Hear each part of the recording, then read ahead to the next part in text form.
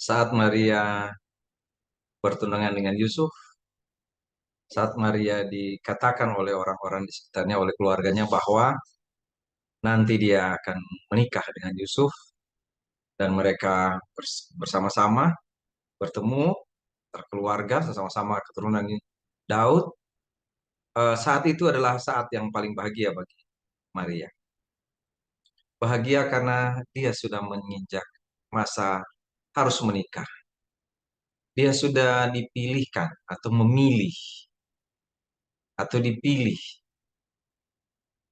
eh, menjadi seorang ibu rumah tangga nantinya, menjadi seorang yang akan melanjutkan garis keturunan dari nenek moyangnya, yaitu Daud.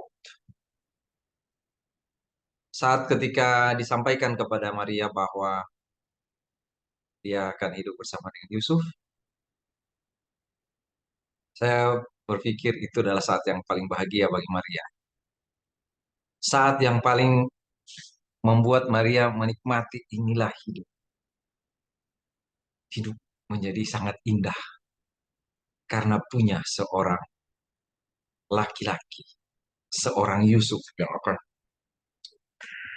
menjaga, ya, memberi nafkah, yang akan membangun keluarga, yang akan mendidik dia dan juga akan mendidik anak-anak mereka berdua nanti menjadi anak-anak yang akan selalu mengasihi Tuhan, Allah satu-satunya yang mereka sembah.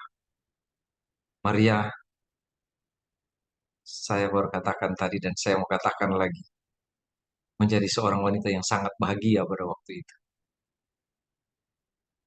Karena jika memiliki pasangan hidup, dan pasangan itu dari orang yang dikenal oleh keluarga, pasangan itu adalah orang yang dikenal baik, punya masa depan cerah, maka itu adalah saat-saat yang sangat bahagia.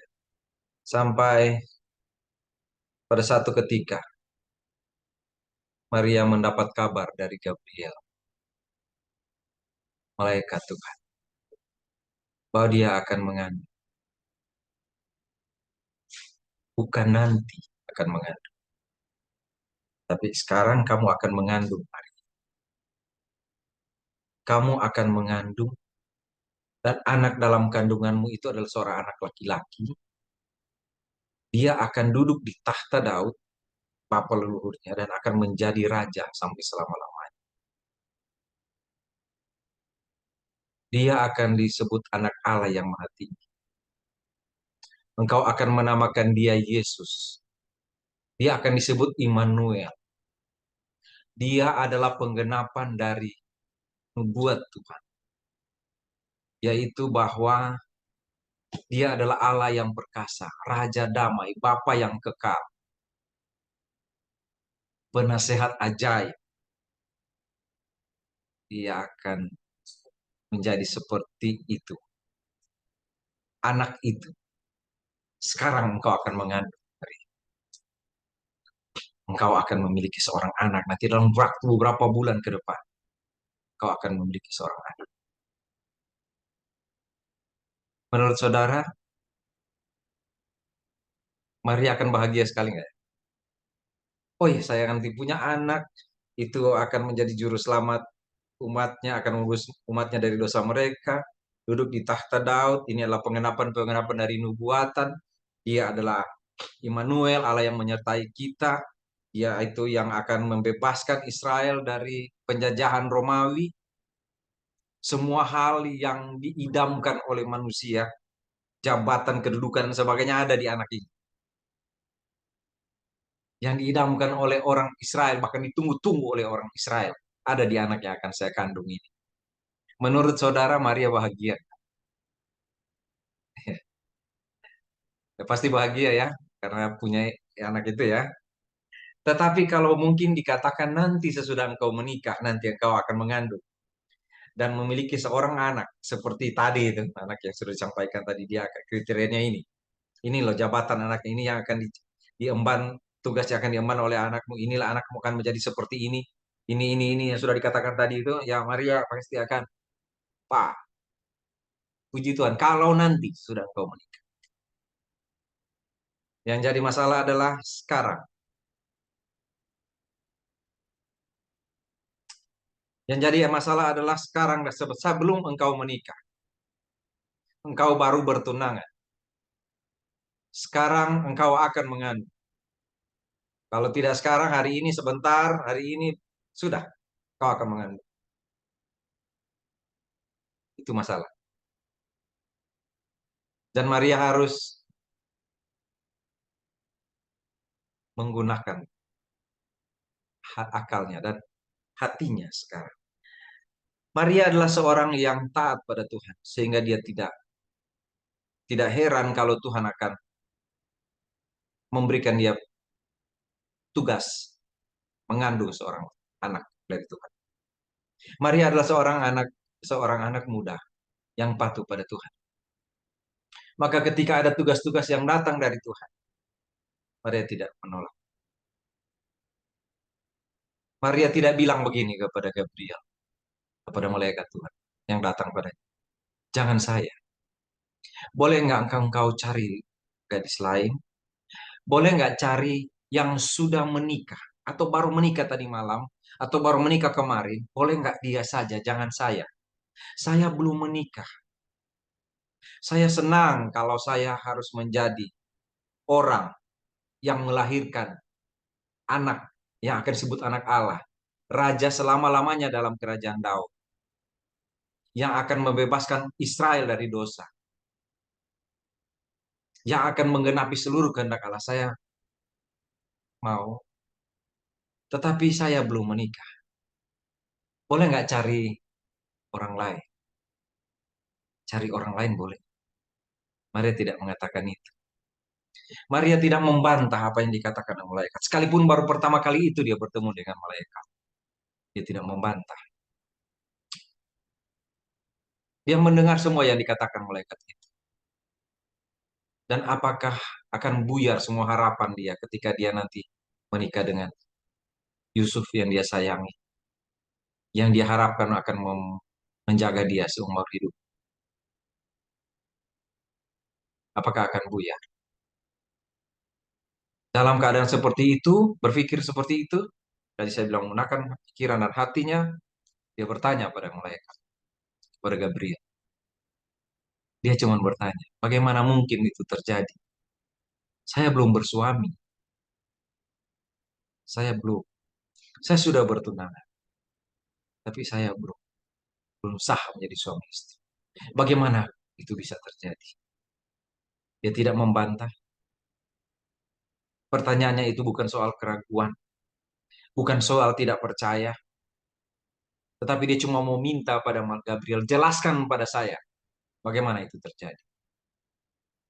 Dan Gabriel jelaskan, Roh Kudus akan turun atas.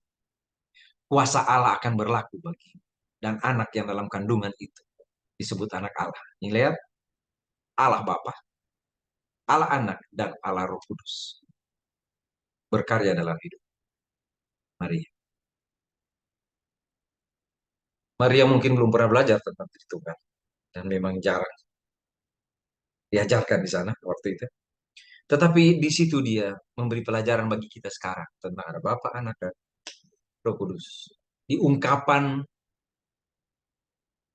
Gabriel, sang malaikat, membawa kabar sukacita itu.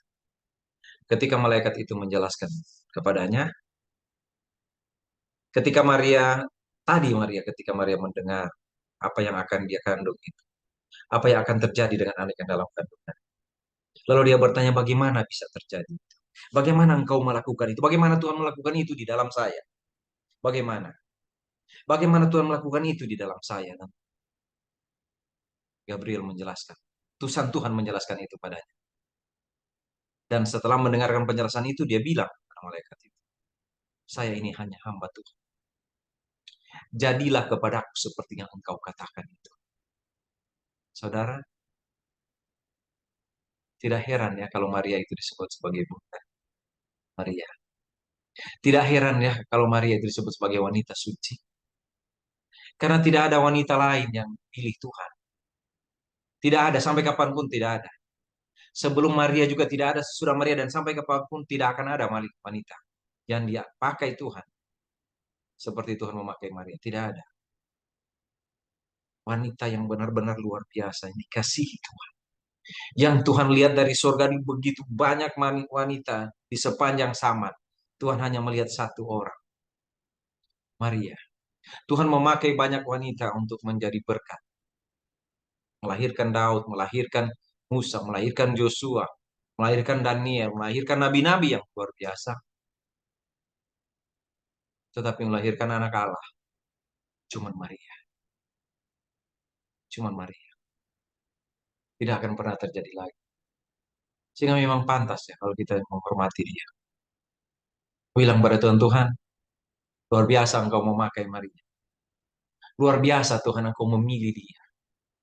Seorang gadis muda, seorang anak muda yang mungkin labil, mungkin dalam keadaan ketakutan. Tidak, setelah dia dibilang akan hamil, mungkin setelah dia hamil, dia tidak punya teman. Bagaimana dia berteman? Tuhan, terima kasih Tuhan memilih dia. Luar biasa karya Tuhan itu. Luar biasa karya Allah Tritunggal itu. Luar biasa memilih Maria. Pilih Maria. Dan cuma Maria. Jadi kita bisa belajar dari Maria. Ketika ada angan-angan dalam hidup kita. Apa yang akan kita jalani dengan orang yang kita kasihi. Kita akan jalani dengan orang yang kita kasihi bersama-sama dengan dia. Berhayal apa yang akan kita lakukan. Lalu ketika ada kehendak Tuhan yang harus terjadi dalam hidup kita. Ada rencana Tuhan yang mesti terjadi dalam hidup kita. Ada tugas yang mesti kita jalankan dari Tuhan. Satu waktu kita goyah. Bisa buyar harapan kita. Mungkin tidak akan terjadi apa yang kita pikirkan. Tetapi Maria memberi contoh. Dia menerima semuanya. Dia menerima.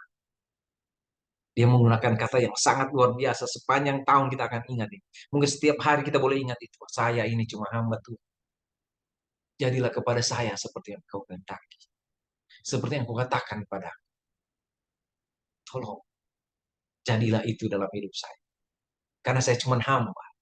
Terima kasih untuk hamba yang seperti ini engkau mau memberikan tugas yang luar biasa. Kita mungkin bisa berkata begitu ya. Kalau ada kehendak Tuhan yang harus kita lakukan. Kita mungkin bisa bilang begitu. Seperti itu. Terima kasih saya cuma hamba. Tidak akan lebih besar. Tidak akan ada yang lebih besar dari Maria. Dipakai Tuhan seperti itu. Tapi kalau ada hal-hal kecil yang Tuhan mau pakai kepada kita. Mungkin kita bisa bilang begitu. Saya ini hamba. Jika mau terjadi Tuhan jadi. Cuma hamba. Sudah. Tapi jika menjadi hamba. Yang dipakai Tuhan untuk melakukan pekerjaan-pekerjaan. Gak usah besar. Kecil saja. Mungkin kita harus tetap bilang pada Tuhan. Saya cuma hamba. Jadilah pada saya seperti yang kau katakan.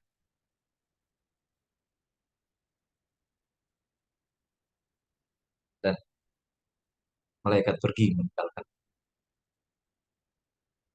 Gabriel pergi meninggalkan. Maria mau seperti apa? Tetapi dalam kitab Injil Lukas, ya saudara baca, ada juga Elizabeth. Dan setelah itu Yusuf datang menerima Maria sebagai istrinya. Setiap kali kita punya tugas dari Tuhan, ada orang lain di sekitar kita yang akan berjalan bersama-sama dengan kita. Menyelesaikan tugas itu, walaupun tugas itu memang dibebankan kepada kita. Seperti tugas yang dibebankan kepada Maria. Tetapi ada orang-orang di sekitar dia. Ada Elizabeth, ada keluarganya yang lain, tapi di situ ada Elizabeth dalam catatan Alkitab, dan ada Yusuf. Sehingga sangat kuat ketika dia katakan, saya ini hamba Tuhan, jadilah kepadaku seperti yang engkau katakan.